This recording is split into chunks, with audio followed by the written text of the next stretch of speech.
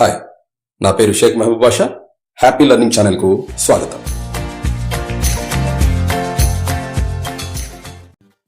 ఈరోజు అంశం కుంభాకార కటకం నాభ్యంతరం కనుగొనుట ప్రయోగశాల పద్ధతి. కావలసిన పరికరాలు: తేజోవంతమైన వస్తువు, వి స్టాండ్, కుంభాకార కటకం, తెర మరియు ఒక మీటర్ స్కేలు. దూరవస్తు పద్ధతి: దూరంగా ఉన్న చెట్లు, కిటికీలు, భవనాలు మొదలగు వస్తువులను కుంభాకార కటకం గుండా తెరమీదికి ప్రతిబింబం ఏర్పడే విధంగా చేయాలి.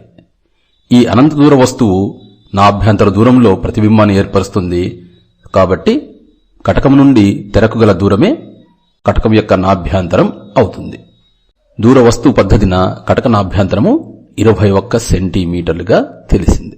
యువి పద్ధతి. ఫార్ములా: నాభ్యంతరము F uv/u+v. ఇక్కడ u వస్తువు దూరము, v ప్రతిబింబ దూరము.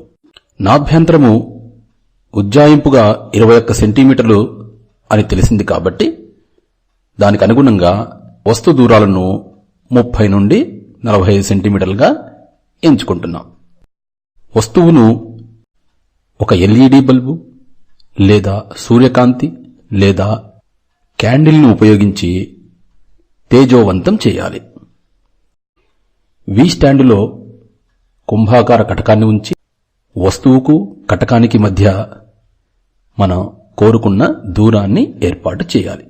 అవతలి వైపున తెరను సర్దుబాటు చేస్తూ స్పష్టమైన ప్రతిబింబం వచ్చాక కటకానికి తెరకు మధ్య గల దూరాన్ని కొలిచి పట్టికలో రాయాలి.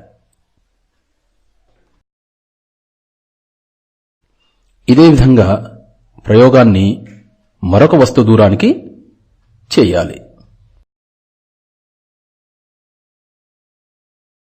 మరలా తెరను సర్దుబాటు చేస్తూ ప్రతిబింబం స్పష్టంగా వచ్చినప్పుడు ఆ కటకానికి తెరకు మధ్య గల దూరాన్ని ప్రతిబింబ దూరంగా కొలిచి పట్టికలో పొందుపరచాలి. ఇదే విధంగా ప్రయోగాన్ని కొనసాగిస్తూ వివిధ వస్తు దూరాలకు ప్రతిబింబ దూరాలను కొలిచి పట్టికలో పొందుపరచాలి.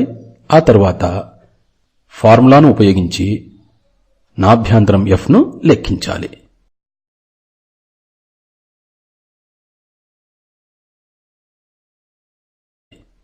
ఇక్కడ నాభ్యంతరము సరాసరి విలువ 21.19 సెంటీమీటర్లుగా గుర్తించారు.